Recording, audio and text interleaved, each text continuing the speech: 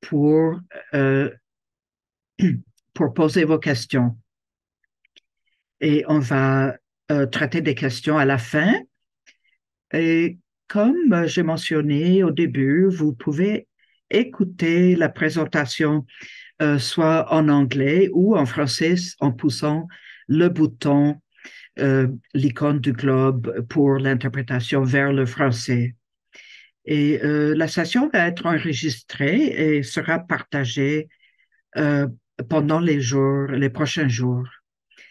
Maintenant, allô, aujourd'hui, nous aurons le plaisir d'entendre Colleen Seymour, la gardienne du savoir, Dr. Mona Lisa Bourque-Berskin et Dr. Amélie Blanchet.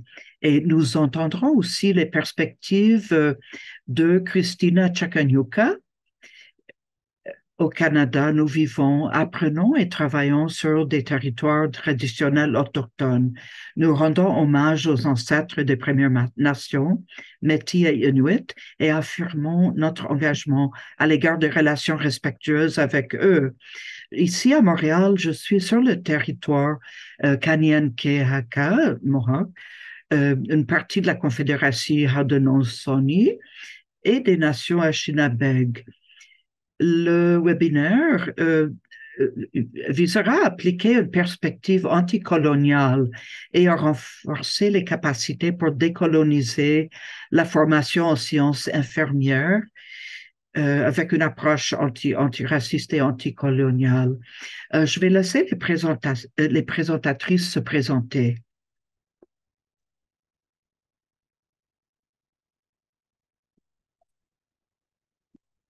Qui va commencer?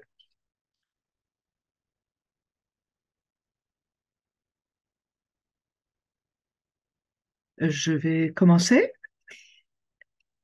Alors, je suis Amélie Blanchet-Garneau.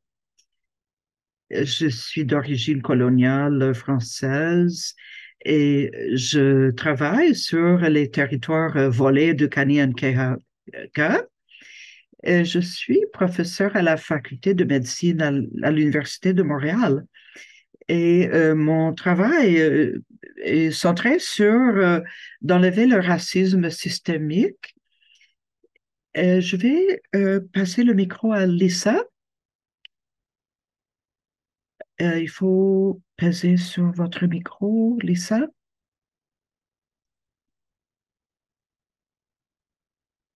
On attend Lisa. Elle parle, mais voilà, pardon. Bienvenue, bonjour tout le monde et bienvenue. Je suis Mona Lisa Bourque-Berskin. Euh, je suis, je viens de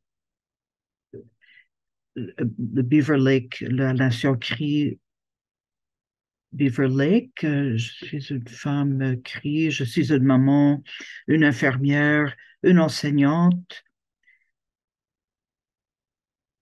Et je viens du territoire de Sonhi, et, qui est connu aussi sous le nom de Victoria. Avant, je voudrais reconnaître que Dr. Wanda Bosbeck et Michel Padley, malheureusement, les deux ont la grippe et ne pourront pas se joindre à nous.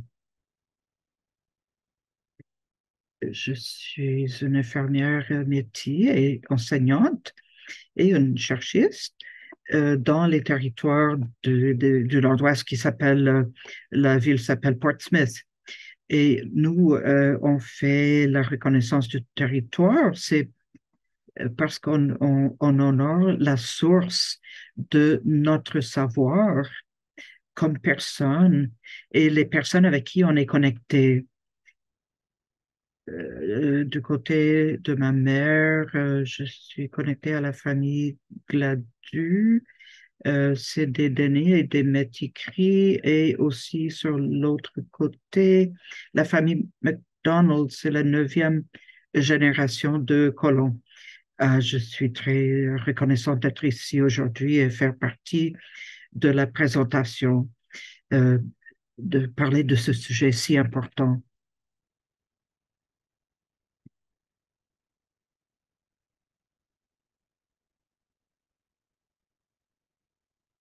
Allô tout le monde.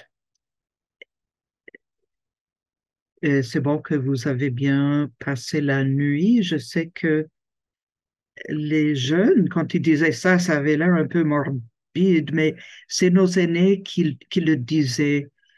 Le lendemain n'est jamais garanti et on va remercier la vie qu'on a aujourd'hui. Elle parle la langue autochtone.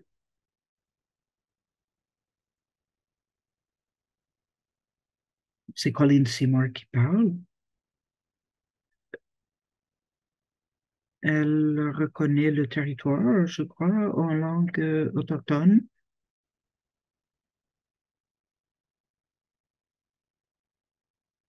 Elle parle des différentes ethnies, toutes les nations à travers le monde que nous habitons. Et on vise un monde où la terre-mère et les peuples autochtones, ainsi que tous les peuples, euh, aient une bonne santé et des droits humains et qu'on peut améliorer les soins de santé pour tous et ainsi aussi la justice où les Autochtones mènent leurs activités en santé avec chaque respiration, à, par- à partir de chaque infirmière, à chaque enseignante et chaque personne qui a de l'autorité. Et vous aider à la guérison. C'est bon de vous voir aujourd'hui. On pense à l'héritage de leur travail, nos menteurs, nos grands-mères, nos grands-pères, quand ils nous donnent des bénédictions. Et c'est leurs questions vont direct au cœur de nos préoccupations. On va avoir un moment de silence, s'il vous plaît, en pensant à eux. On pense à tous les, les personnes, les vétérans qui sont allés combattre à la guerre pour nous et ceux qui sont revenus pour voir des enseignes pas d'accès quand ils sont revenus de la guerre. Ils ont perdu leur statut parce qu'ils avaient signé des papiers euh, quand, quand ils sont partis à la guerre et ils ont perdu leurs droits en se faisant pour défendre le pays. On pense aux grands-mères et grands-mères et nous avons une voix. Vous n'êtes pas la minorité. Maintenant,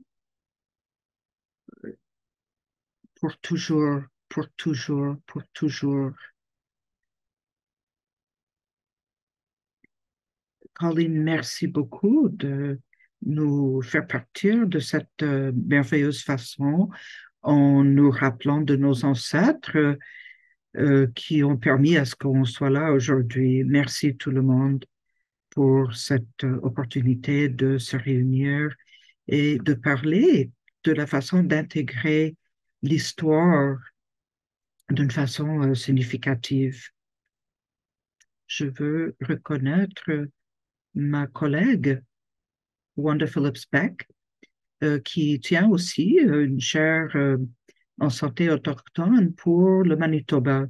Malheureusement, elle a la grippe, pardon, elle a le COVID et elle envoie ses regrets sincères. Et on va intégrer son travail dans la présentation. On va vous rappeler du contexte et pourquoi on est là. Euh, c'est notre mandat et notre mission, c'est d'intégrer les appels à l'action, en particulier l'appel à l'action 24, qui est un défi en termes de l'intégration du savoir autochtone et de de remédier les dommages qui ont été faits euh, qui a fait en sorte que nos guérisseuses et nos infirmières indigènes ne sont pas reconnues. Et c'est la source très riche de notre savoir. Comment est-ce qu'on travaille avec nos aînés, cette source très riche de savoir, d'une façon respectueuse et significative, leur pédagogie, la façon qu'ils communiquent et ce qu'ils ont à partager avec nous. Ça retourne au principe et à l'approche relationnelle, intergénérationnelle. C'est le défi que nous avons d'avancer de cette façon. Et on retourne pour demander qu'est-ce que signifie la colonisation et le décolonisation. Et on cite un article de Hart qui parle des éléments de colonisation. On se demande comment on peut appliquer la décolonisation. Et ça revient à la sécurité culturelle qui faisait partie de cette série aussi. Il s'agit de savoir d'où on vient. Et s'il vous plaît, rajoutez vos commentaires dans la boîte de discussion, dans le chat. Euh, c'est malheureux qu'on n'a pas l'espace suffisant pour avoir une discussion plus intime, mais on encourage toutes les participantes de continuer cette conversation. Et Christina a reconnu pourquoi c'est important de reconnaître que nous sommes tous sur des territoires volés et non cédés, et c'est important de le reconnaître. Ça fait partie de notre responsabilité comme Canadiens de reconnaître les torts qui ont été faits et de reconnaître toujours qu'on est sur des territoires non cédés. Et quand on parle de comment on en est arrivé en 2021, euh, la discussion commence à s'ouvrir autour de l'impact de la colonisation et ça devient plus clair la souffrance que ça a causé. Alors, le Dr. Hart a étudié ces éléments de colonisation de façon et l'impact, le pouvoir et le contrôle. C'est cela, en fait, la colonisation, c'est la force dominante de dominer un groupe, euh, de dominer un autre groupe. Et comme les fournisseurs de soins de santé, on ne doit pas chercher longtemps de voir ces dynamiques de pouvoir en jeu. Et quand on pense aux sciences infirmières comme carrière, c'est on avait le premier programme de doctorat, c'est récent, en 95. On est à peu près la plus jeune des sciences académiques reconnues. Et ça fait partie de la domination dans nos structures, le fait que c'est récent. Alors, pour passer à travers, il faut voir votre travail et vos lieux de travail. Il faut reconceptualiser euh, et pour pouvoir neutraliser la domination et les attitudes dominantes. Et il faut toujours se le demander quand on enseigne. Et quand on regarde la littérature scientifique, on se demande combien de cette littérature est autochtone et expérientielle. Quand on pense à l'histoire de cet établissement forcé des réserves et les pensionnats et les hôpitaux distincts pour les autochtones, on, on ne pouvait même pas rentrer dans la carrière jusqu'aux années 60. Avant cela, on avait besoin d'une permission spéciale des agents où on habitait, des agents du gouvernement fédéral où on habitait. Et il fallait sacrifier nos droits comme personnes autochtones et penser à quel point c'était dégradant pour les familles, pour les membres de nos familles, toujours basé sur la fondation du Canada comme pays colonisateur. Et l'histoire canadienne est basée sur le territoire volé. Donc, quand on retourne aux traités originaux et des politiques originaux établis dans la loi des Indiens, ça nous affecte continuellement jusqu'à aujourd'hui. Et ça nous montre à quel point c'est enraciné dans le système. Et on ne sait pas toujours qu'on renforce cette structure. Et on doit regarder le travail qu'on fait dans les sciences infirmières comme un tout. Il faut se questionner. Des fois, c'est les connaissances empruntées de la culture blanche. Il faut se questionner pour avancer comme infirmière et se demander comment on peut défier cette structure et l'impact de colonisation et les effets que cela a sur nos familles et les torts que ça cause dans le système de santé. Quand on regarde les professionnels de la santé qui n'ont pas et les gens qui n'ont pas accès à des soins de santé appropriés et la façon qu'ils intériorisent cette oppression qui existe depuis des années.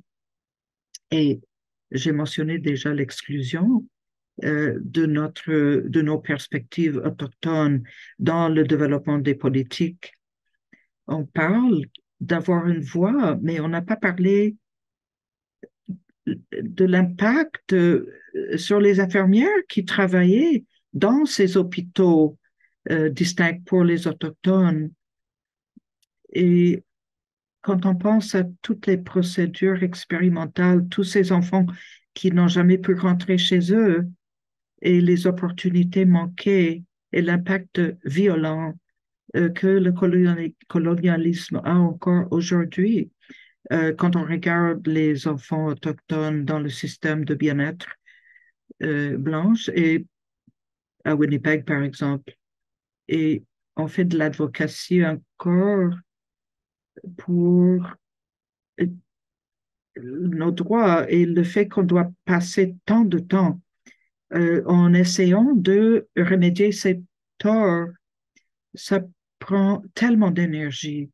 Et c'est pour ça que notre travail, le travail de nos alliés est très important. Eux aussi doivent questionner et pourquoi il y a un accès euh, inégal. On parle de l'égalité et l'équité. Combien d'infirmières autochtones sont dans nos programmes de sciences infirmières? Combien d'enseignants autochtones enseignent l'histoire? Et combien de partenariats avons-nous? Et comment est-ce qu'on a pu maintenir le momentum dans notre travail?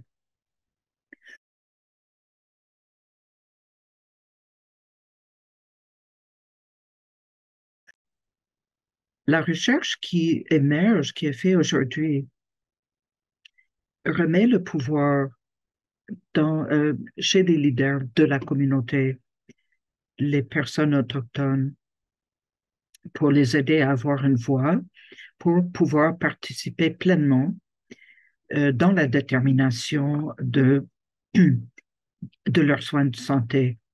Ce travail reflète exactement ce qui est sorti du rapport en Colombie-Britannique sur l'impact du racisme et qui demandait comment est-ce qu'on peut appliquer des actions. Et cela ça crée une base pour les fournisseurs autochtones de santé, les infirmières, pour se réunir et pour avoir une vraie opportunité et de reconnaître et savoir comment on peut intégrer cette approche interdisciplinaire qui va essayer de éliminer cette manque flagrante de inéquité. Et dans les écoles, quand on regarde les politiques dans les écoles qui déterminent les admissions, les critères d'admission, est-ce que vous avez un corps professoral autochtone? Et est-ce qu'il y a même un processus pour valider l'identité autochtone quand on répond aux questions dans un questionnaire d'admission? Il faut créer l'opportunité pour les populations, pour les peuples autochtones de se réunir et de pouvoir déterminer leur propre système de santé. La résistance et d'avoir ces conversations et de trouver des façons de défier et de résister aux images oppressives et d'éliminer les stéréotypes et principalement l'idée que les Autochtones reçoivent tout gratuitement. C'est tellement présent dans les attitudes, même à l'extérieur du système de santé. On pense aux hôtels euh, qui fournissent un hébergement pour les Autochtones quand ils arrivent du Nord. Et on y voit des Autochtones qui sont traités comme des citoyens de second niveau. Il y a un manque d'appui et de compréhension. Et il faut reconnaître et se questionner qu'est-ce que c'est le racisme et de s'éloigner de l'idée individuelle de racisme et d'avoir des conversations euh, sur les structures systémiques parce que le système a été construit sur le vol des territoires. Et c'est reconnu maintenant en Colombie-Britannique, la législation récente sur les réformes qui essaie de pallier des effets du racisme spécifiquement. Et quand on retourne à nos alliés précoces, et par exemple le travail de McGibbon qui a centré son travail sur la colonisation des sciences infirmières et qui a présenté les possibilités euh, des sciences infirmières transculturelles pour qu'on puisse transformer notre propre façon de penser. C'est significatif pour les peuples autochtones. C'est de s'éloigner des idées qui sont un peu déviées sur le multiculturalisme qui ne nous aide pas à nous transformer quand on travaille dans les systèmes tels que l'éducation, quand on regarde nos tâches scolaires, on voit il s'agit de renforcement de quelques idées coloniales et les présomptions que pour être une infirmière, il faut répondre à des standards et des normes blanches sur l'écriture, par exemple. Et la pédagogie n'est pas adaptée. Donc, la décolonisation commence dans notre propre euh, capacité intellectuelle de penser à l'extérieur de la boîte. Et,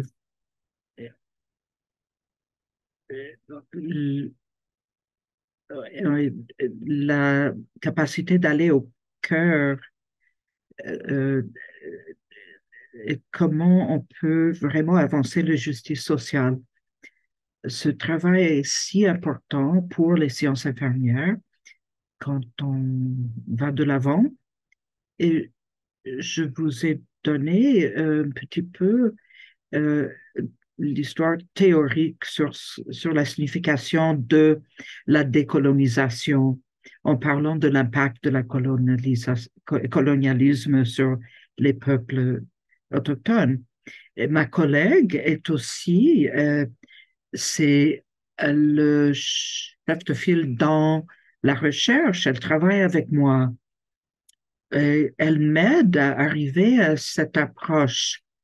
Euh, je, je travaillais dans et c'était très important que je développe une façon euh, de avoir des relations. Comme une femme grise, j'ai eu le privilège de travailler avec Colleen. Elle possède plus d'expérience vécue que moi, donc je la laisse terminer euh, cette section sur le fondement de, de la décolonisation dans le contexte de soins infirmiers. Colleen,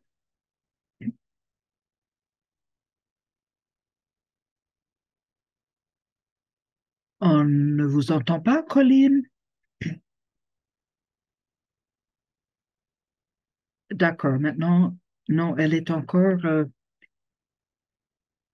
le micro est ouvert maintenant.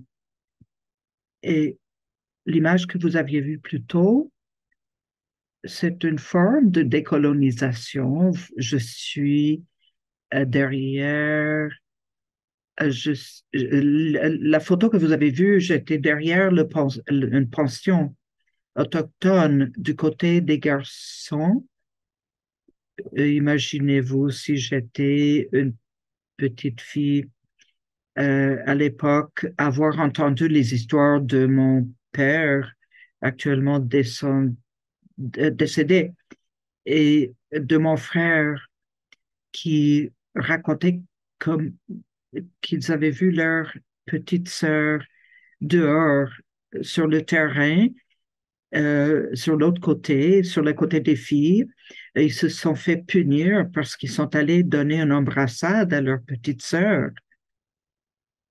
Et si vous connaissez l'histoire, ils ont appelé ce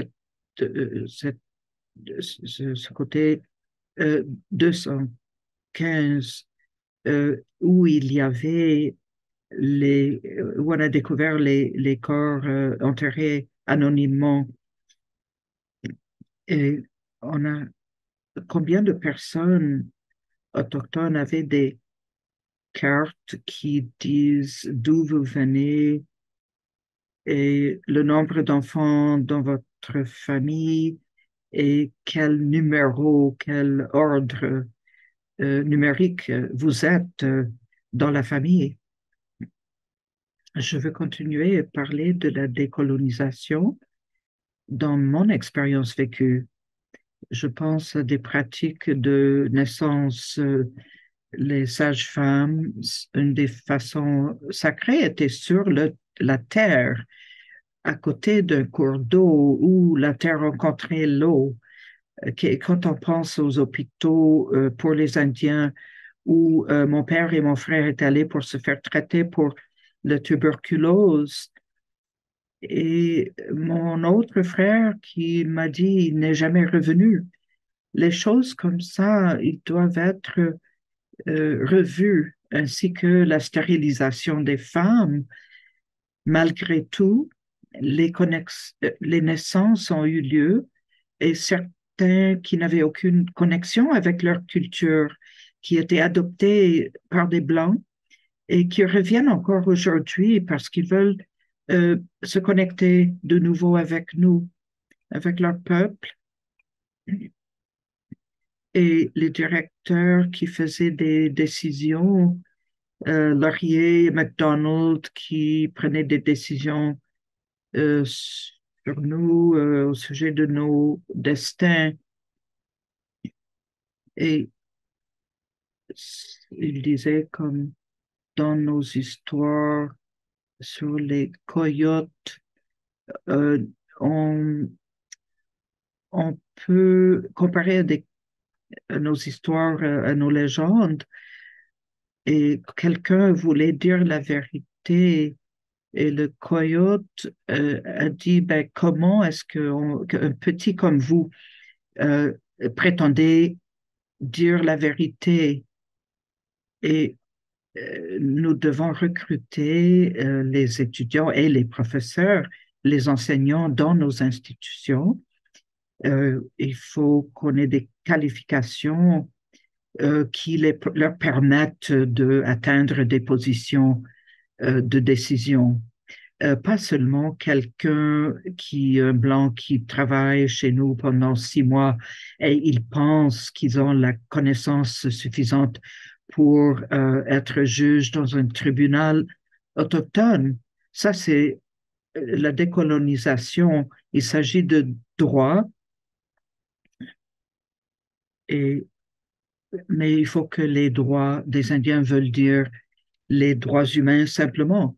Il faut qu'on travaille ensemble pour faire les changements procéduraux et de regarder nos propres biais et notre façon qu'on regarde les autres. Ça, c'est la décolonisation. La recherche comme les cellules de souche, il faut laisser les gens être critiques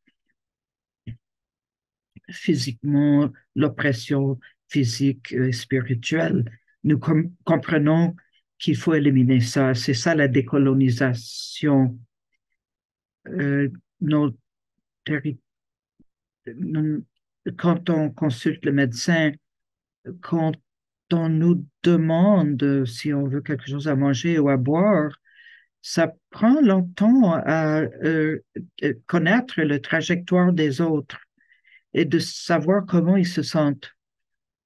Et par rapport aux figures d'autorité, il faut comprendre comment ils se sentent par rapport au ridicule qu'ils ont subi déjà dans le passé.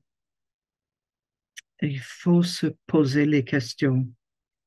Les médecins et les résidents qui travaillent ensemble, quand ils viennent vous rencontrer et vous posent des questions sur le but de votre venue à l'hôpital, ça c'est la décolonisation, d'avoir les outils et pour savoir exactement comment avoir des rendez-vous et pour que les médecins savent pourquoi vous êtes là et ils vous demandent de quelle façon est-ce que vous voulez procéder dans la procédure, de quelle façon.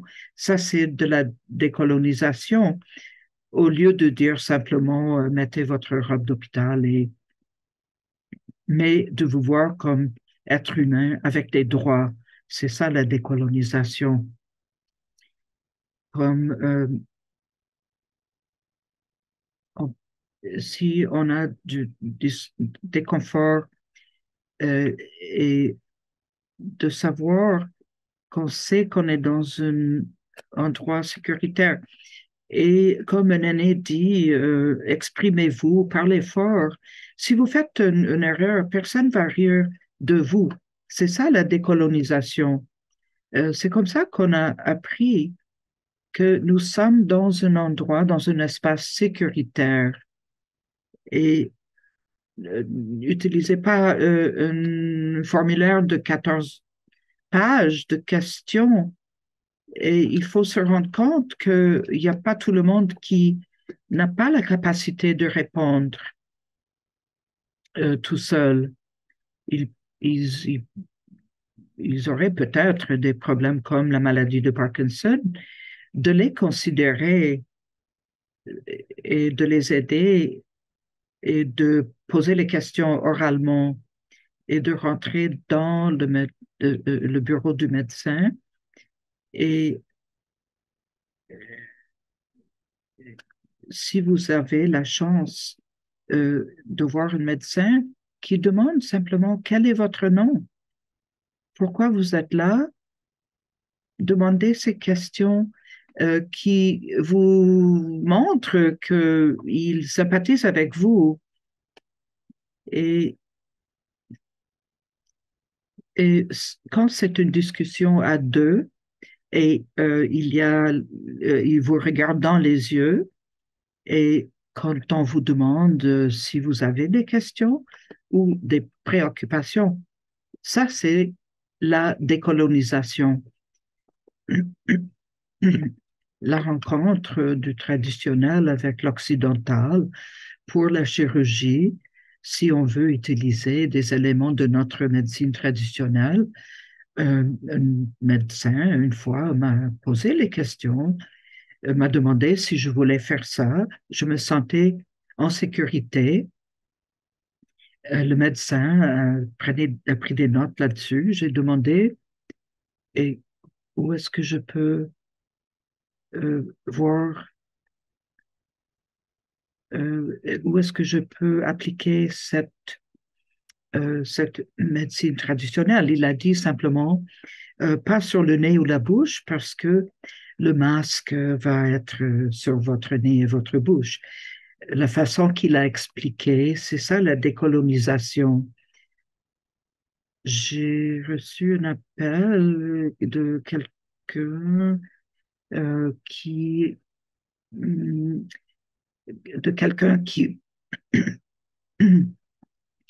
m'a expliqué comment je pouvais appliquer la médecine traditionnelle en détail. Je leur ai expliqué que c'était des enseignements de mes grands-parents et de mes parents. J'ai expliqué d'où ils venaient. Et la personne au téléphone, le fournisseur de santé, s'est excusé. Ça, c'est la décolonisation. Euh, un médecin dans la salle d'attente. Euh, une femme m'a demandé des questions, par exemple, c'est quand la dernière fois que j'ai pris de l'alcool ou des drogues? Et j'ai vu un médecin qui est venu et il avait une certaine présence. Il a demandé à tout le monde de quitter la pièce. Et mon ami est venu avec moi. Il a dit, je, j'ai, est-ce que vous avez été volontaire pour accompagner votre ami pour faire les tests de sang? Et je suis allée pour aider. Il y avait une patiente autochtone. Le médecin m'a invité à l'aider. C'est ça la décolonisation. J'étais dans une salle d'urgence qui était tellement sale qui ne correspondait pas à nos textes, des textes de sciences infirmières. Et c'est la personne qui m'accompagnait a demandé 3 fois euh, à l'infirmière au sujet du travail dans le laboratoire et elle pouvait offrir plus d'informations si en se rendant compte d'où je venais. J'avais le temps de donner une de mes œuvres d'art parce que j'avais été dans la salle d'urgence quelques mois avant et j'ai pensé aux infirmières et aux médecins, les personnes qui conduisaient l'ambulance, qui, qui est allée distribuer, de montrer mon œuvre d'art. J'ai montré à l'infirmière chef. Elle a dit, je vais venir dans une minute. Et dans l'entretemps, il y a une dame qui est venue, elle m'a dit, pouvez-vous bouger, vous êtes dans mon chemin. L'infirmière chef, qui était mon accompagnante, elle m'a aidé. C'était le chef infirmière qui était mon avocat et c'est ça la décolonisation. Quand on nous disait, on va partir, vous avez été euh, bénévole et c'était pour mes tests de sang. Comme dans la réunion aujourd'hui, nous avons la médecine de nos territoires, l'eau et la terre. Quand on demande aux personnes de faire, de honorer l'eau et la terre, on, on est dans un endroit sécuritaire. Maintenant, on nous donne le contexte et on ne voit pas euh, les effets comme des effets personnels et on, on a toujours le lien avec nos aînés, ce qu'on peut appeler les menteurs. Et quand les personnes se sentent faibles, nous savons que nous pouvons nous mettre debout, fiers et savoir qu'on a l'opportunité de transformer les gens. Nos médecins autochtones, les autres professionnels autochtones, ils ont pu utiliser l'eau comme de la médecine, de enlever les cailloux, par exemple, et de faire une offre à l'eau et à la terre. On peut rester dans les bras d'une vieille personne qu'on appelle grand-père. On a le droit de faire ça. On peut dire les mots, on peut s'adresser à Dieu d'une façon qu'il peut comprendre. On peut voir les couleurs de l'arc-en-ciel qui circulent dans la pièce. On entend les mots de notre peuple, les mots de sagesse, et ça devient notre cadre et comme, euh, comme les expériences de vie font saillir notre connexion avec la nature. C'est ça la décolonisation, comme un vieil homme dans il a partagé le fait que notre école et notre hôpital étaient dans la maison de transpiration, le Sweat Lodge. C'est de voir que la structure représente la blessure et on peut dire, venez vous asseoir avec moi sur la terre et soyons ensemble. Bienvenue à ma sécurité.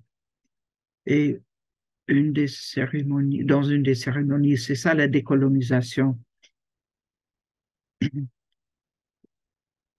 Vous avez pris l'initiative de être vraiment, de accueillir cette personne.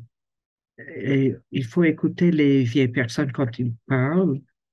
C'est l'amour qu'ils transmettent jusqu'à nos cœurs, à travers nos oreilles jusqu'à nos cœurs. Euh, on les écoute. C'est ça la décolonisation. Et on nous demande, au lieu de dire menteur, les précepteurs, euh, est-ce qu'ils peuvent partager ce qui vient de notre propre peuple? Ils veulent prendre ce savoir. Nos peuples ont peur que notre savoir et que ils ne veulent pas nécessairement partager avec les institutions blanches parce qu'ils ont peur que ça va être utilisé à mauvaise séance. Les mots qui viennent des générations passées. Reconnaissez les idées qui viennent de notre peuple et de reconnaître que c'est notre peuple qui a partagé ce savoir avec vous pour pouvoir faire des bons choix. C'est ça la décolonisation. Et une personne qui a raconté une histoire, il a dit c'est comme un déjà-vu. On m'a dit de marcher sur ce sentier, mais le sentier a changé parce que ils ont coupé les arbres. Maintenant, le sentier a changé parce qu'ils ont mis des barrages sur les fleuves, les rivières. Ce n'est plus pareil comme avant, mais nos récits sont si clairs encore qu'on peut s'en souvenir. Soyons les meilleurs des meilleurs. Et c'est ça, la décolonisation. Elle parle pour toujours et pour toujours.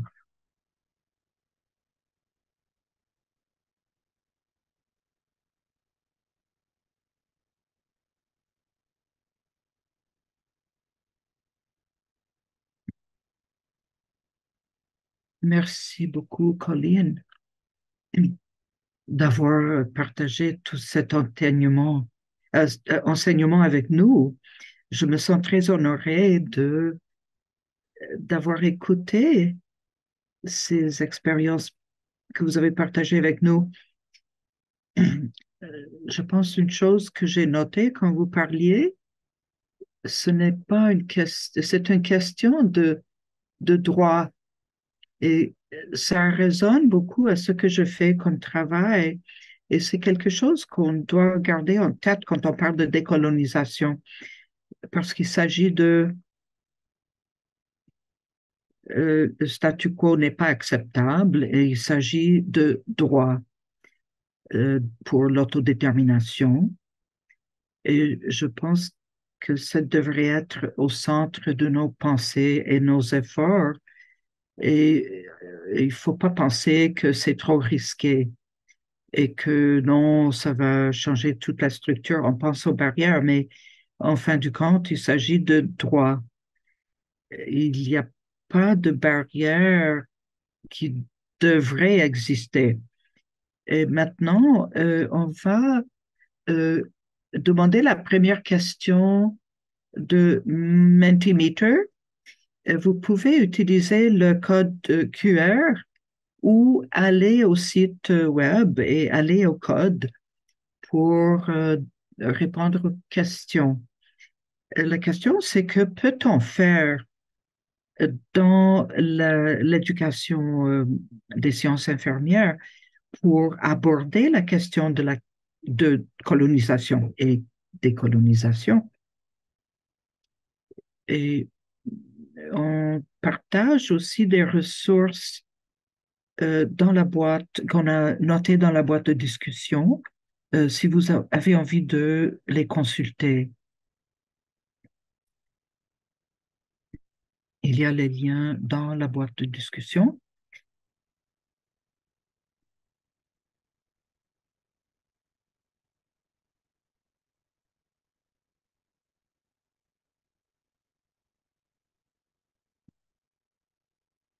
Est-ce que vous voulez dire quelque chose pendant qu'on regarde les réponses? Euh, je ne sais pas, c'est Lisa qui parle. C'était euh, ça, c'était le travail de Wanda que j'ai mis dans le chat, les références que vous voyez. Il y a beaucoup de réponses qui parlent de la réflexion et il y en a beaucoup qui agissent de action. Le décolonisation est surtout une question d'action. Il faut écouter, bien sûr, mais c'est très important qu'on agisse. Il y a beaucoup de stratégies ici dans vos réponses qu'on peut utiliser, écouter les gardiennes de savoir, d'être ouvert à d'autres façons d'apprendre et changer notre façon de faire, collaboration. C'est vraiment fantastique, ces réponses. Il y a deux choses auxquelles je pensais qui sont très importantes. Et c'est comment on peut intégrer notre communauté, nos gardiens de savoir, nos leaders. C'est pas seulement de les inviter. Il faut aller au-delà de les inviter simplement. Il faut qu'ils soient participatoire du début à la fin. Il faut s'éloigner des conseils. Nos projets de recherche doivent être menés par les Autochtones. C'est décolonisation et rien sur nous sans nous. Et nos alliés doivent nous aider à créer cet espace pour les leaders autochtones, les leaders de communauté, les aînés, les gardiens de savoir et les professionnels d'une façon sécuritaire. Et dans le milieu universitaire aussi, c'est là où nous en sommes actuellement, c'est de penser très clairement à la façon de créer ces partenariats. Oui, il y a des merveilleux commentaires ici. Merci, Lisa. Moi, j'y arrive aussi. Il ne s'agit pas seulement de ce qu'on enseigne ou qu'on agisse, mais c'est la façon qu'on le fait. Il faut le faire d'une bonne façon et de le faire ensemble. Je vais continuer sur cela. C'est moi, vous me connaissez déjà. Vous avez entendu parler à travers déjà les sessions ici, les ateliers, dans, dans l'éducation, la formation des sciences infirmières. On utilise encore un langage et une perspective multiculturelle. Mais quand on regarde le multiculturalisme, on voit beaucoup de limites et il ne, il n'a pas été un outil puissant pour parler du racisme qui sont intégrés dans nos structures. Il y a eu des commissions comme de vérité et réconciliation. Il, il recommande l'adoption de pédagogie antiraciste qui intègre les connaissances autochtones. Et donc, on a besoin de nous centrer sur l'adoption d'une perspective autochtone. Ce n'est pas seulement ce qu'on enseigne, c'est la façon de le faire. Et je vous rappelle que l'antiracisme va bien au-delà de cela. Ça inclut un questionnement euh, de la façon qu'on fait les choses au niveau structurel, l'organisation des soins, mais l'organisation du programme d'études et comment on construit les relations avec les communautés autochtones et les aînés pour s'assurer à ce qu'on fasse les choses d'une bonne façon. Les principes de l'éducation antiraciste, il s'agit de fondamentalement transformer l'enseignement. Ça veut dire de questionner les conditions structurelles et les dynamiques de pouvoir et de prendre de l'action, non seulement de contextualiser le, euh, la connaissance, ce qui, de façon locale, donc ce qui marche en Colombie-Britannique ne marchera pas au Québec, par exemple. Il faut avoir le feedback des communautés locales. Euh, c'est des actions et doivent s'appuyer sur les connaissances contextualisées. On a vu les commentaires là-dessus. C'est une partie très importante du travail antiraciste, de s'assurer à ce que ces réflexions mènent à des actions qui ne causent pas de tort. Je voulais vous montrer les résultats d'une révision de la littérature qu'on a fait plus tôt cette année. On voulait voir comment ils intègrent l'antiracisme dans les programmes d'études et quels sont les impacts de ces interventions. On voulait voir comment les personnes évaluaient les interventions et comment ça se passe dans l'éducation, les formations en sciences infirmières. Euh, On a regardé 38 études. Il y avait plusieurs types d'interventions. Il y avait des cours, il y avait la formation même à la maison, euh, par ordinateur. Il y avait même une retraite, il y avait une vidéo et des interventions plus petites, à des échelles plus petites. Ce qui mesurait, on a utilisé les niveaux d'évaluation de Kirkpatrick pour classifier ce qui a été mesuré. Je voudrais expliquer les quatre niveaux.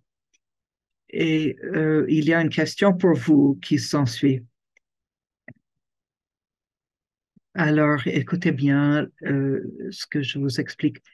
Et la réaction, c'est l'évaluation de la formation même, pas nécessairement la réaction des étudiants, mais nous, on voulait avoir les opinions des étudiants. Donc, la question, on leur a demandé est-ce que la formation a été pertinente? Et quand on mesure l'apprentissage, c'est par rapport à l'amélioration de la confiance des étudiants et au lieu de mesurer sur les rapports des enseignants ou à l'externe, quand on mesure le comportement, on veut regarder les changements et les améliorations du comportement des étudiants en termes de pratique. Donc, à quel point est-ce que le comportement a changé après la formation? Donc, ça, c'est une évaluation après les formations. Quand on regarde les résultats, ce sont les effets sur les performances des étudiants et l'effet sur l'organisation.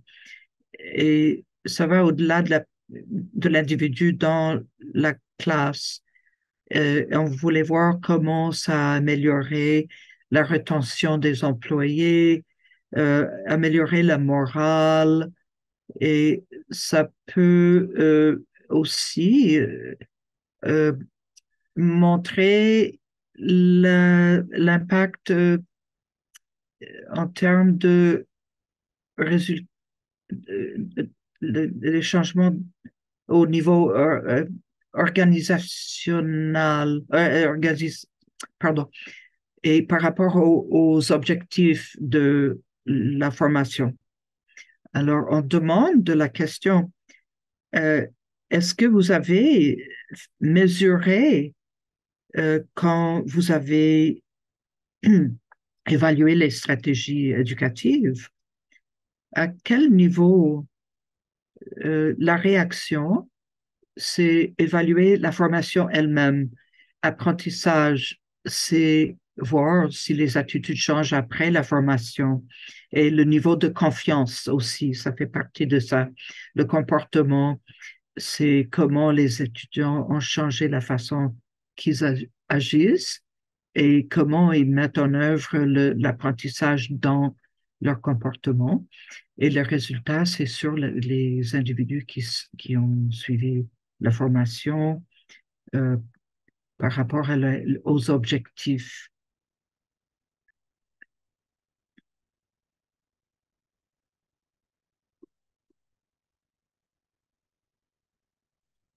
Alors, on évalue la façon qu'on a évalué les stratégies éducatives. On, on peut euh, rentrer le niveau le plus élevé de votre évaluation. Ce qu'on voit jusqu'à maintenant, ça reflète la tendance de ce qu'on voit dans la littérature, dans les articles. C'est très intéressant de voir ce qui se passe parmi les participants ici et c'est reflété aussi dans la littérature, donc la plupart des articles étaient centrés sur l'évaluation des réactions. Très peu ont mesuré les résultats. Donc, c'est une question intéressante qui s'en sort. Comment est-ce qu'on doit prendre la responsabilité et vis-à-vis la stratégie qu'on utilise dans nos programmes si on ne mesure pas les impacts plus larges et comment on peut les mesurer? Ce n'est pas un simple défi. C'est quand même difficile de mesurer ce type de résultats. Mais c'est quelque chose qu'on devrait euh, établir comme un objectif et de avoir une obligation d'être responsable de ces aspects-là. Et si on ne mesure pas, par exemple, le changement de comportement, ça peut diminuer la signification des autres évaluations. Quels sont les vrais impacts de ce qu'on enseigne et comment est-ce que ça reflète sur la façon qu'on fait ça? Les étudiants, on doit regarder aussi comment on a fait les choses dans la formation. Est-ce qu'on l'a fait d'une bonne façon ou non? Et je pense que on pourrait probablement enlever certaines recommandations pendant les formations. On peut en discuter, on peut ajouter ou éliminer des éléments.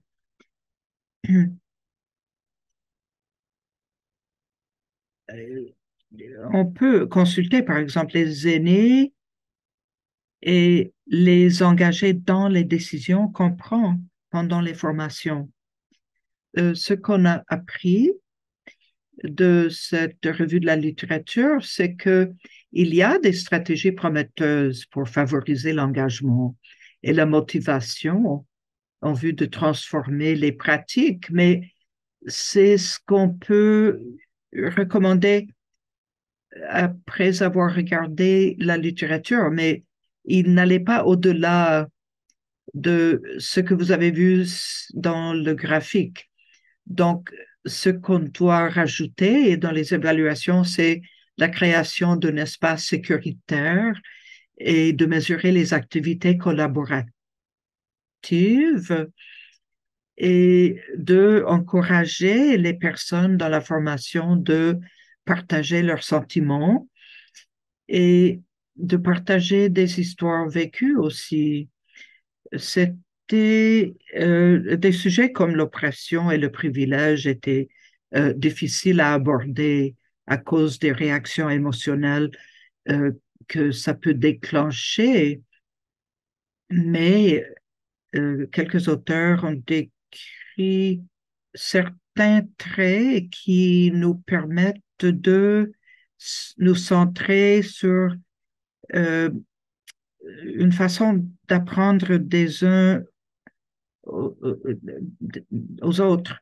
Il y avait des règles bien établies avant chaque session pour assurer une communication respectueuse. Ça donnait aussi la possibilité aux participants de quitter s'ils ne se sentaient pas confortables. C'était un aspect important. Et les enseignants euh, aussi devaient être confortables à ce qu'ils partageaient et enseignaient. Un des défis dans la création d'un espace sécuritaire, euh, on a pu améliorer ce processus en demandant les opinions des étudiants. Il ne faut pas présumer que tout le monde se sent sécuritaire dans un espace. Les activités collaboratives, c'est une bonne façon de familiariser les personnes avec les concepts qui ne sont pas connus ou familiers. Et aussi, il faut faire très attention à comment euh, on traite les réactions émotionnelles et le partage d'histoires vécues. Euh, on doit faire beaucoup de formations pour les enseignants, pour s'assurer à ce que ces espaces soient sécuritaires. Qui était surprenant, c'est la conclusion sur cette révision de la littérature. Même si on parlait d'antiracisme, il y avait seulement quelques auteurs qui parlaient de déclaration de positionnement. Tous nos ateliers commencent de cette façon. On se situe sur le territoire, mais aussi on se situe par rapport au travail qu'on fait. Et ça change la façon qu'on voit et qu'on comprend l'antiracisme. Il faut que ce soit dit.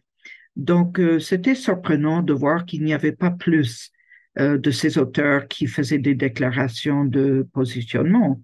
Il n'y avait pas non plus de cadre théorique critique pour guider l'évaluation dans ces articles. C'était surprenant aussi. Ça ne correspond pas vraiment à une approche antiraciste. Donc, il y a beaucoup de travail à faire pour qu'on avance, pour pouvoir avancer le travail. Mais je pense qu'il y avait quelques notions que vous pouvez intégrer à partir de cet atelier d'aujourd'hui. Lisa, c'est maintenant, c'est à votre tour. Merci. Maintenant, on m'entend. Merci beaucoup d'avoir présenté ce travail important de montrer les écarts euh, en termes d'équité et de résultats. Ce que vous avez fait, c'est très important et on ne regarde pas encore les résultats. Et merci beaucoup, Amélie, d'avoir partagé la fondation de l'approche critique qu'on doit avoir. Je vais retourner un peu en arrière, basé sur ces principes clés, l'expérience vécue, les droits et la collaboration, et de donner un espace pour s'exprimer. Comme Christine, comme euh, une étudiante qui a suivi des cours au niveau supérieur, quand je regarde ma propre expérience, euh, c'était très difficile à naviguer les études de cycle supérieur, mais avec la ténacité qui me revenait des traumatismes passés, j'ai jamais accepté des refus. Les gens pensent que la, la colère, mais j'ai créé pour moi-même l'opportunité d'avoir un parcours d'apprentissage. Il fallait que je pense à l'extérieur de la boîte. Pour mon doctorat, par exemple, j'ai compris que la collaboration est si importante. Et comme une étudiante dans les cycles supérieurs, je voulais pas seulement étudier les maladies, l'alcoolisme, et ça n'avait pas de signification pour moi. Le travail dans mon parcours, j'ai prié, j'ai fait toutes nos choses culturelles, je suis retournée dans ma famille, j'ai pu avoir l'appui émotionnel de la famille et des amis pour déballer de façon profonde que ce qu'on doit faire comme peuple autochtone. Et moi, je, je sais que ça dépend de moi de travailler contre tout ce qui me force à être silencieux et tout ce qui est fait pour rendre invisibles les peuples autochtones. Ce que j'ai fait comme action stratégique, c'était de trouver mes alliés le docteur Brenda Cameron, une phénoménologiste. Elle a vu quelque chose de très important dans sa responsabilité comme éducatrice de créer cet espace. Et le docteur Malcolm King, qui était très important, un homme, il était leader, mais c'était un choix stratégique aussi. Et il fallait que je base mon travail.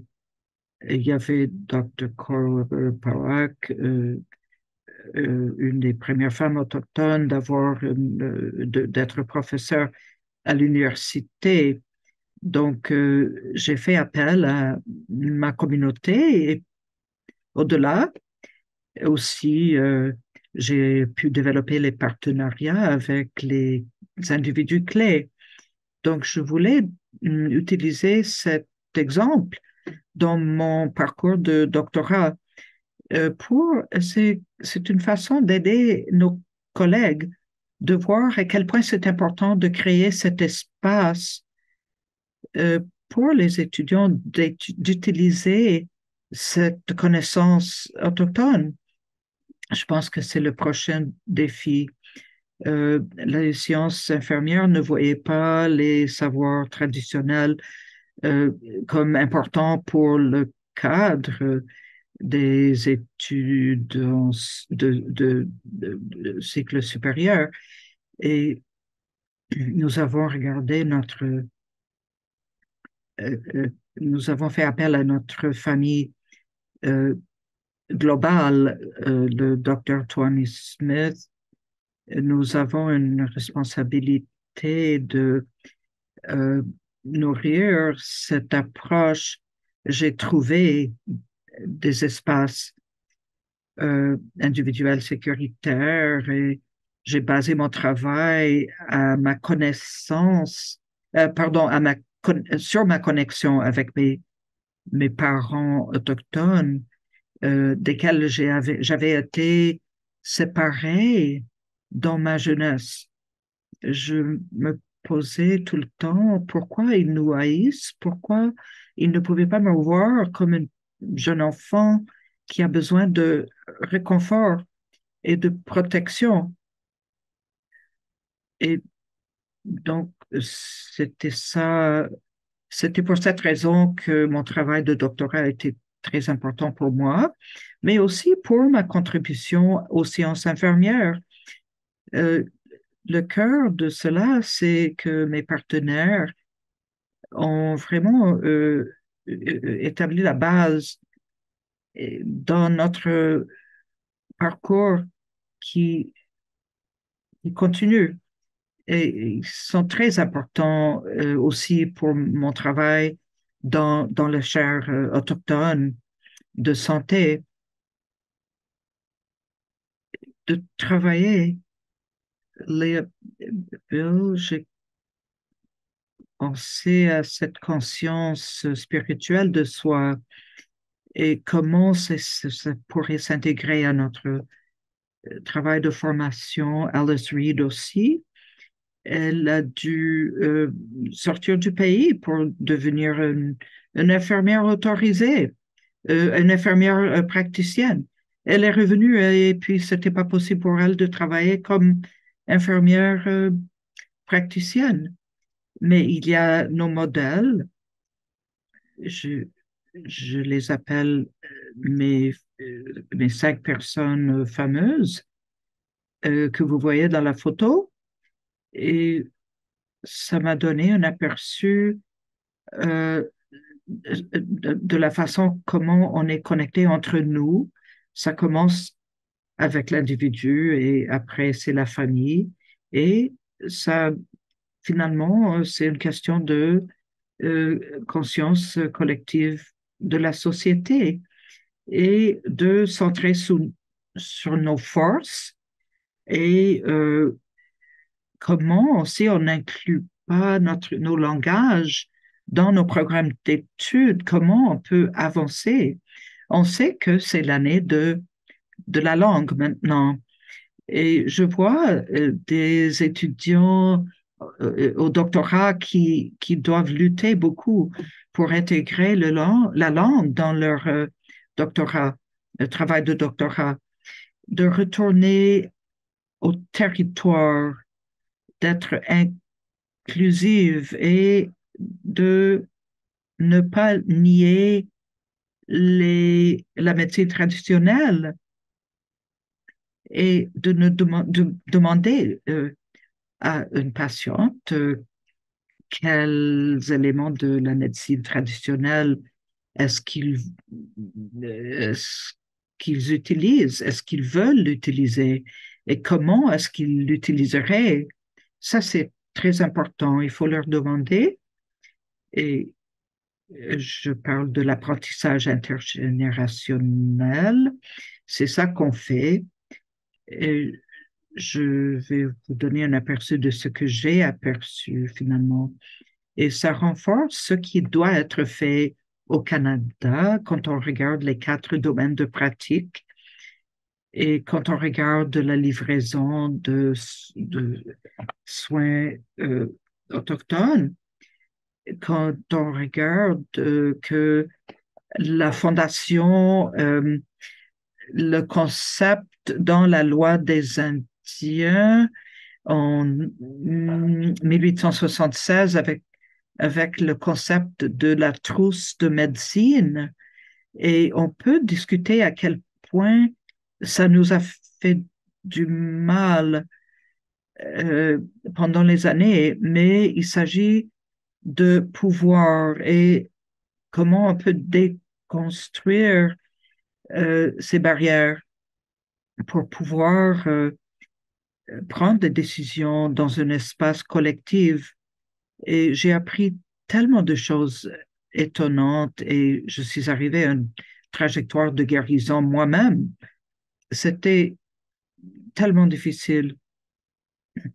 On va passer à la prochaine diapo. Et ce qu'on incorpore, on parle de l'incorporéalisation. Euh, il s'agit d'équité et impartialité. Il faut normaliser la conversation sur la santé autochtone dans ce pays. Sinon, comment on peut faire des changements authentiques? Nous avons besoin de parler de cela. Je ne vais pas rentrer. Les gens doivent regarder les plans stratégiques locaux, les éthiques en sciences infirmières, tous ces aspects de l'obligation de prendre la responsabilité. Comme une chercheuse autochtone, on me publie, mais quel est le bénéfice pour ma collègue Colleen Seymour qui n'a pas une position académique et je dois la payer? C'est la seule façon que je peux appuyer cette source très riche euh, de savoir autochtone. Et pourquoi est-ce que nos collègues autochtones doivent toujours faire face à ces barrières? Et un de mes projets récents euh, s'adresse, dit qu'on est comme l'eau. Nous sommes toujours obligés de aller chercher une autre porte d'entrée, trouver un autre parcours. Et je pense qu'on doit faire mieux maintenant, en ce moment, dans ce pays.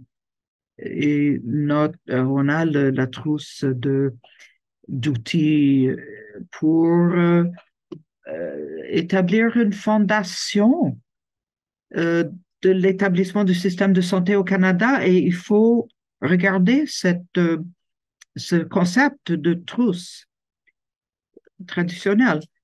Et quand, quand j'ai fait ce travail dans les cycles supérieurs, j'ai voulu très de façon très naïve de le mettre en œuvre. Il y a eu des défis aussi et je pense à cette question tout le temps. Et avec les professeurs, des enseignants dans les écoles de sciences infirmières qui devaient enseigner l'histoire des peuples autochtones, on demandait où est-ce qu'on doit commencer. Qui peut enseigner ça? Et maintenant, j'espère que ça vous a donné un aperçu sur cette question et l'importance de réitérer notre doctrine. Et Amélie a parlé de multiculturalisme et en Colombie-Britannique, on, on fait beaucoup de résistance à ces concepts et c'est un travail très important. Et moi, euh, comme professeur autochtone, ça m'aide à arriver à un espace où on peut nous engager euh, et de nous éloigner du racisme systémique. Et en partageant, ça nous donne la possibilité de penser différemment et ça nous libère de l'attitude de perspective coloniale et toujours de retourner à nos territoires autochtones et de parler nos langues autochtones.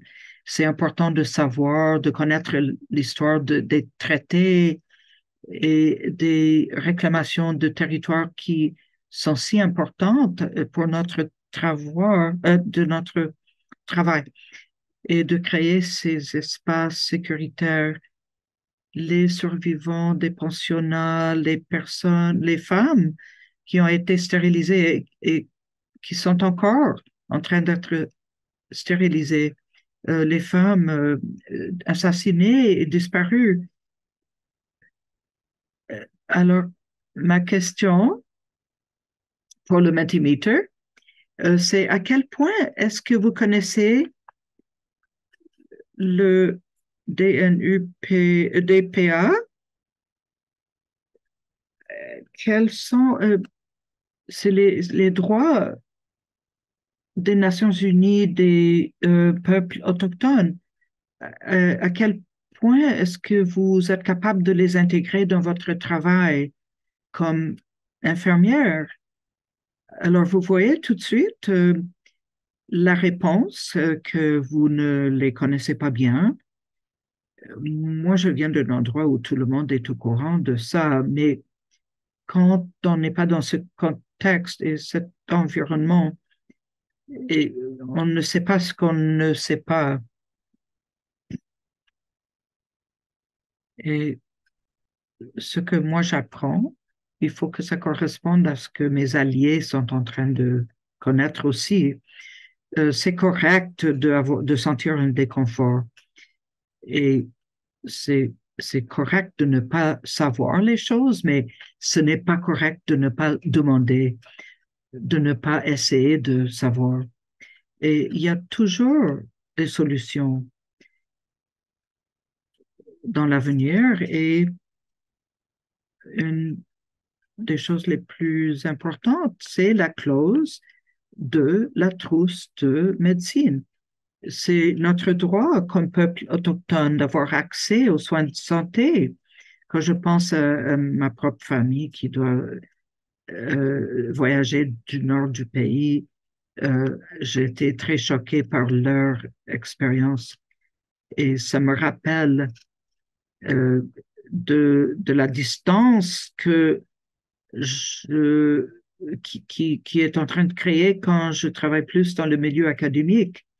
Euh, j'ai, j'ai besoin d'avoir ce contact avec mon territoire et ma famille pour me rappeler de ce racisme auquel on fait face.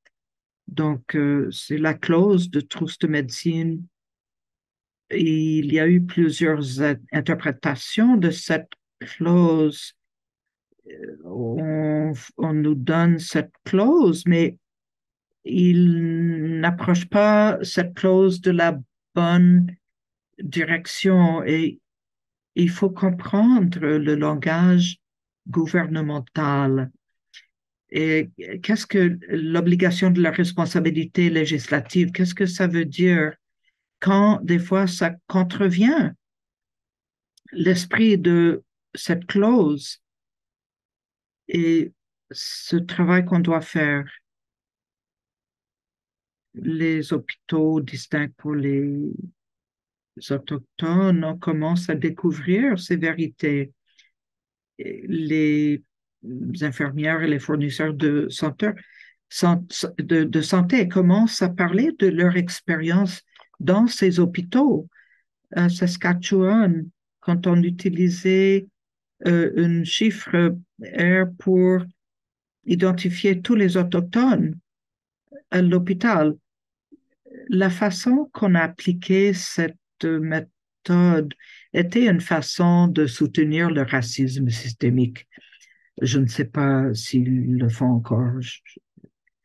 Je sais que je veux donner du temps pour Christina de parler des avances et c'est le docteur Boyer, sénatrice, qui a fait du bon travail.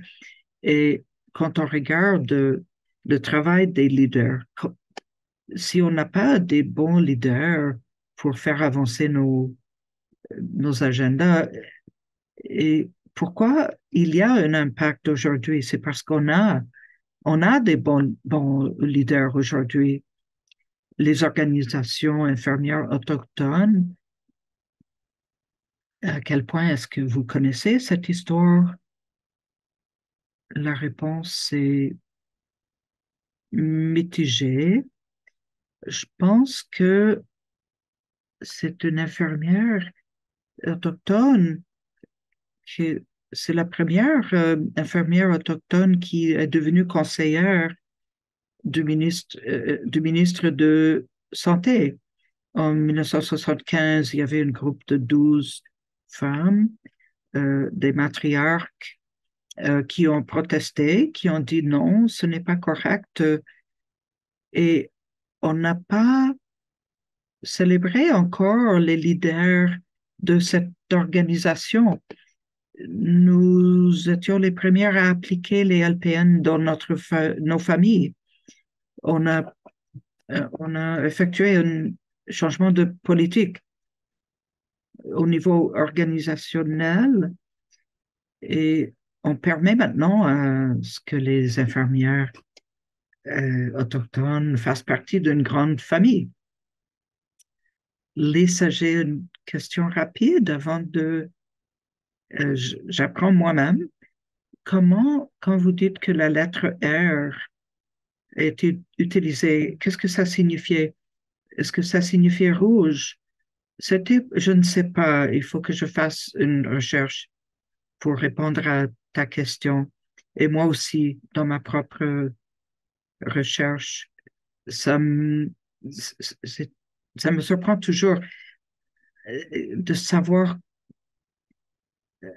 comment les choses qu'on ne connaît pas encore. Quand on parle de la sécurité culturelle, la culture est une force et de prendre la responsabilité pour l'histoire que nous avons héritée à l'Université de Victoria, il y a un cours qui répond à l'appel à l'action 24.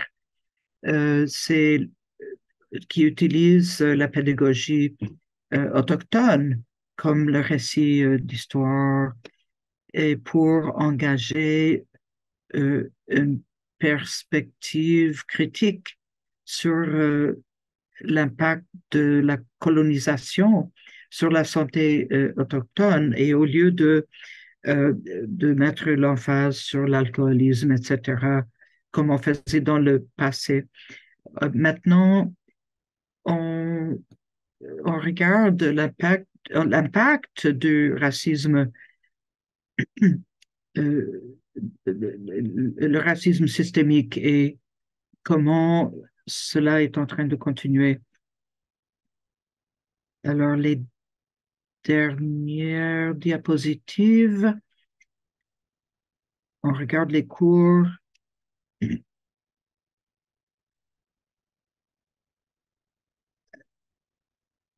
Ancrés dans le cours, au lieu de se situer de façon critique, ce que les étudiants font et j'invite tous les enseignants de faire aussi. Et on ne doit pas penser que le travail est dirigé uniquement vers les étudiants.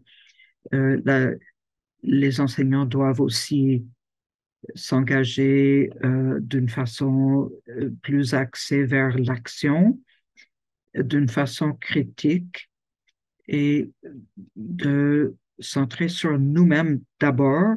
Ancré dans ce cours, c'est aussi les forces et les enseignements du savoir autochtone. Ma collègue euh, Kelly, euh, elle encourage les étudiants de euh, récupérer notre relation avec notre histoire et avec les peuples autochtones à travers le Canada et de décoloniser notre connaissance et de voir comment on peut avancer.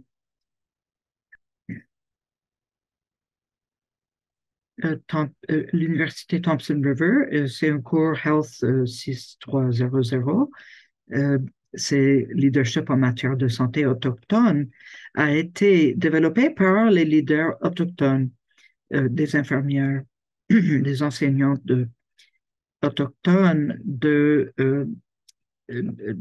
soins de santé autochtones qui incluaient les considérations sur les défis inhérents aux déterminants socioculturels euh, qui influencent la santé.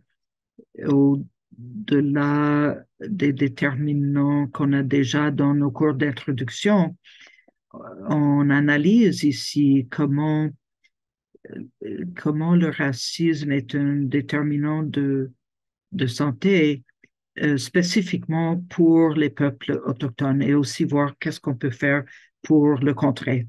Ici, nous avons notre équipe qui a été réunie par Dr. Lisa Burke-Erskine, qui comprend Colleen Seymour et ma collègue Michelle Padley et moi-même, qui travaillons ensemble. Ce n'est pas, comme Lisa dirait, ce travail est informé par les grand-mères, les mêmes grand-mères desquelles parlait Lisa. Ils ont informé chaque fil qui est tissé dans notre cadre, beau cadre ou cette tapisserie pour avancer le bien-être autochtone en, en réconciliant les parcours parallèles au niveau des soins infirmiers en santé autochtone avisés par la recherche. Ici, nous construisons sur un héritage. Edith Hunter était la première infirmière autochtone au Canada.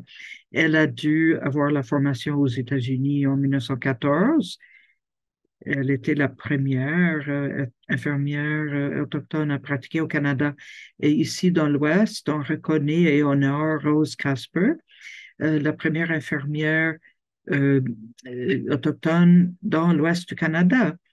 Et d'autres de sa génération qui arrivaient en même temps, qui étaient des fois les seuls dans leur cours. Par exemple, en 1971, le Conseil international des infirmières a désigné le 12 mai comme la journée internationale des sciences des infirmières. Et en 95, c'est l'Association canadienne a déclaré la semaine de 12 mai comme journée nationale des infirmières autochtones. Et euh, on a honoré le thème Nous répondons à l'appel et on honoré l'anniversaire de Florence Nightingale pour honorer les rôles des infirmières, surtout dans le contexte de l'épidémie de COVID-19 en 2020, l'année 2020, l'année des sages-femmes autochtones. Et pour demander la question euh, pourquoi on les honore, l'Association de Nouvelle-Zélande a dit de nous honorer. Ça explique ce qu'on fait. Et on a décidé de ne pas honorer Florence Nightingale à cause de l'héritage colonial. Et quand l'Empire britannique était à son point le plus fort, Florence Nightingale avait un rôle de solidifier l'attitude coloniale, en fait, à l'époque. Alors, quand on regarde la Déclaration des Nations Unies sur les droits des peuples autochtones et l'appel 24 et euh, dans les recommandations dans le rapport de Colombie-Britannique, ils mettaient l'emphase sur le rôle des infirmières autochtones euh, dans l'avancement de la santé autochtone. Alors, dans notre effort pour déconstruire le colonialisme dans le système de santé et éliminer le racisme systémique, beaucoup d'infirmières autochtones ont demandé que le 10, euh, le 10 avril soit nommé comme journée canadienne des infirmières autochtones pour honorer ces deux personnes. Et le 10 avril, en Colombie-Britannique, on va avoir des événements et on invite tout le monde de célébrer les infirmières autochtones et leur contribution ce jour-là, le 10 avril. Ici, nous avons un cadre qui intègre, c'est avisé par les grands-mères et les infirmières autochtones et le travail continu des infirmières qui pratiquent aujourd'hui.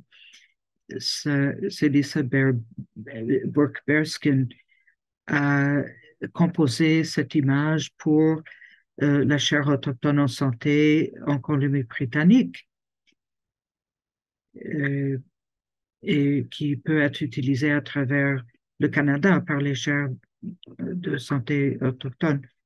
Et de construire, de bâtir sur cet héritage jusqu'à Alice Reed et Rose Casper et des multiples championnes et leaders infirmières autochtones.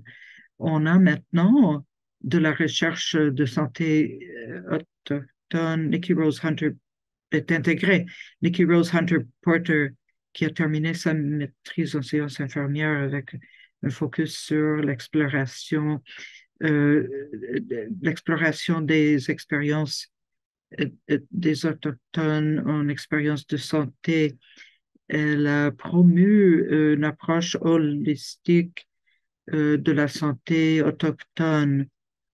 Et Victoria Dick aussi, qui est une des étudiantes dans le programme de cycle supérieur de santé autochtone et des sciences infirmières autochtones. Après cela, je vais demander à Lisa de partager cette première initiative pour réapproprier et récupérer le savoir autochtone dans les programmes de cycle supérieur en sciences infirmières. Merci. Merci tout le monde et merci beaucoup pour ce survol. C'est une projection, et notre subvention, c'était de regarder ce programme de cycle supérieur autochtone en santé.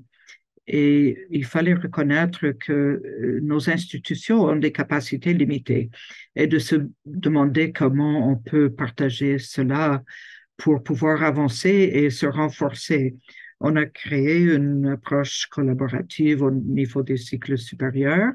On est en train de co-concevoir et de coproduire les bases sur ce programme et pour aider aussi la traduction des savoirs autochtones et les intégrer dans les programmes de sciences infirmières dans les institutions universitaires. On essaie de créer un cadre collaboratif et c'est vraiment fantastique de faire partie de cela.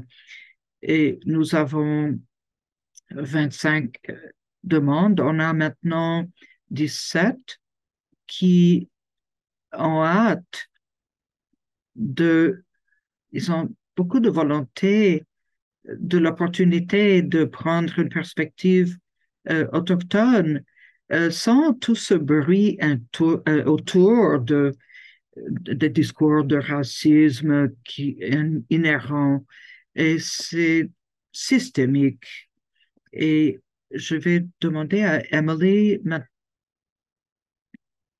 Colleen, Emily, c'est c'est Amélie qui parle. Quand on parle de racisme spécifique envers les autochtones, ce qui concerne tout le monde, ça concerne tout le monde. Même si vous avez des rapports avec des autochtones dans vos activités quotidiennes, ça vous concerne quand même. Et il s'agit de modifier la culture organisationnelle pour aborder de manière proactive le racisme spécifique aux peuples autochtones. Ça ne va pas être résolu par des bonnes intentions. On a besoin d'action. Il faut être quelqu'un qui agit pour le changement et quelqu'un qui fait attention et de travailler avec les peuples autochtones pour faire cela et de viser l'apprentissage transformateur.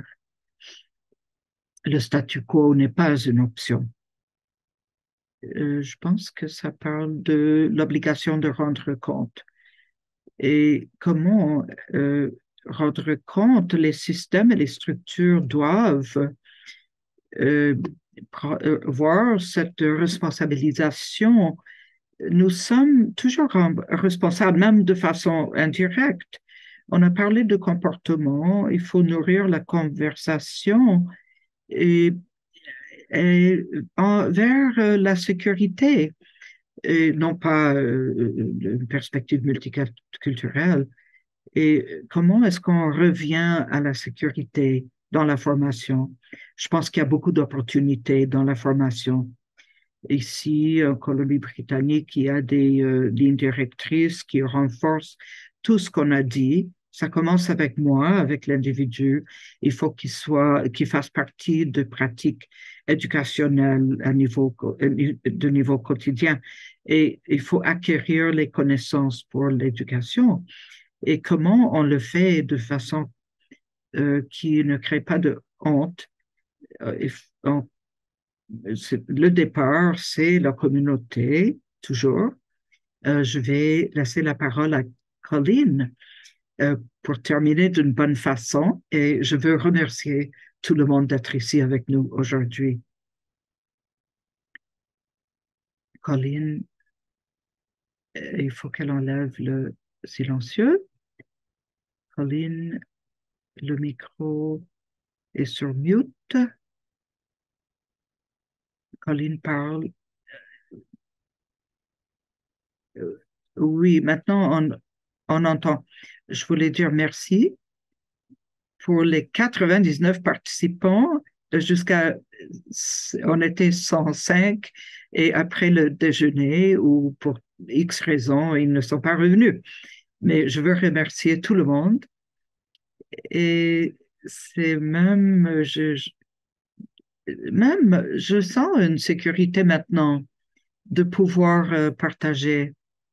Et j'ai quelqu'un ici avec moi qui fait un travail de guérison avec ses mains, mais à cause de la société et le système de santé, ce n'est pas accepté.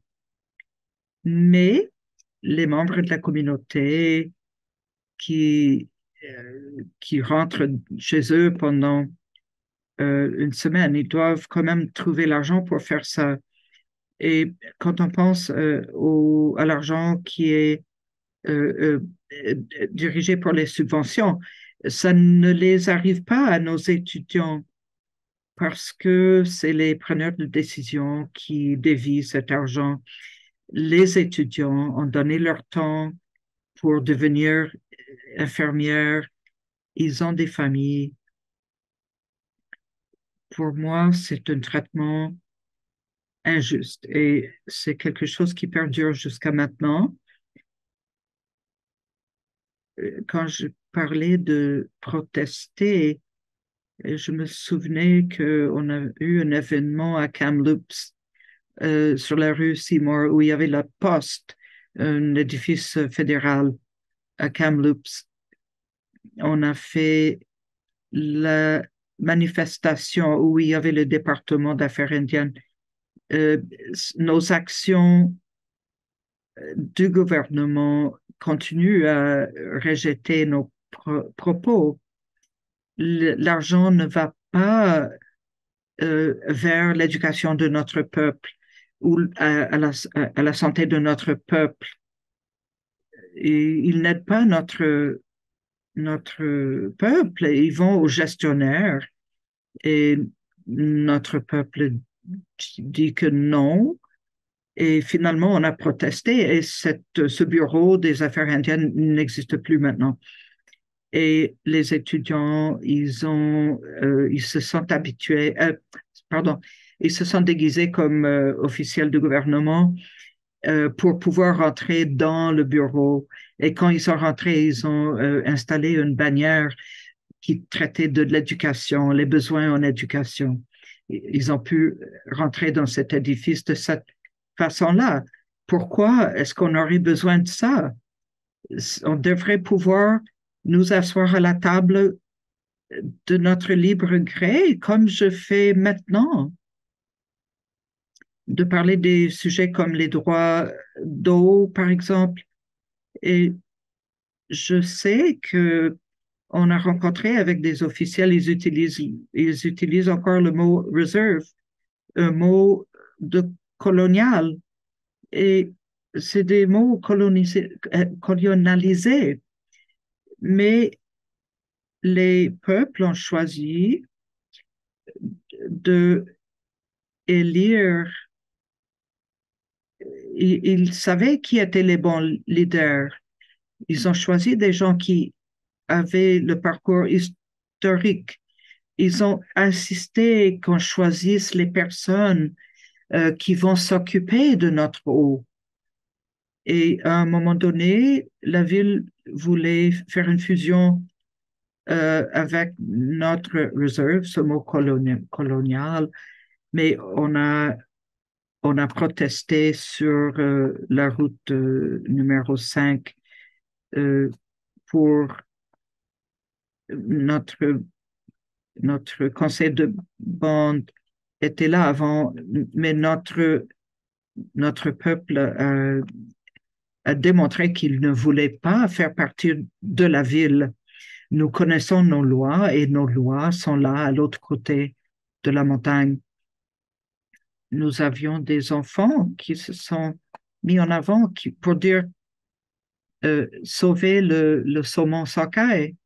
Il y a quelques années, un des neveux, il a coupé les cheveux parce qu'une des grands-mamans a dit, petit-fils, va faire une cérémonie, montre ce qui doit être fait. Et comment est-ce que nous, on savait qu'il allait mourir de cancer? Et quand on se rappelle une autre protestation, il y avait devant un édifice de pensionnat et Pierre Trudeau est venu et les gens présentaient les pancartes qui disaient non à la Constitution parce qu'on ne nous engageait même pas dans les discussions autour de la table. Quand on regarde, euh, les tables sont importantes. Hum, Quelqu'un m'a dit, ma sœur, j'aime la façon que vous avez changé. Vous avez choisi votre place. Il faut changer notre espace autour de la table. Laissez-nous le faire sans peur et on va être des modèles pour les générations futur. On prend l'exemple de ce garçon de 5 ans qui pense à mon ami et de découvrir qui était Buddy et Buddy qui est décédée. C'est la fille de 5 ans qui, a- qui, a- qui nous a dit, qui avait la voix de nous dire que son petit frère de 3 ans est décédé. Laissez-nous la voix pour exprimer notre vérité. Toujours, toujours, toujours.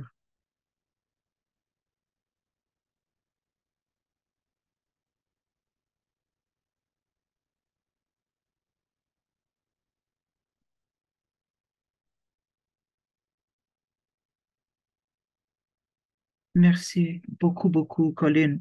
Amélie, pardon, Christina, Christine, Lois,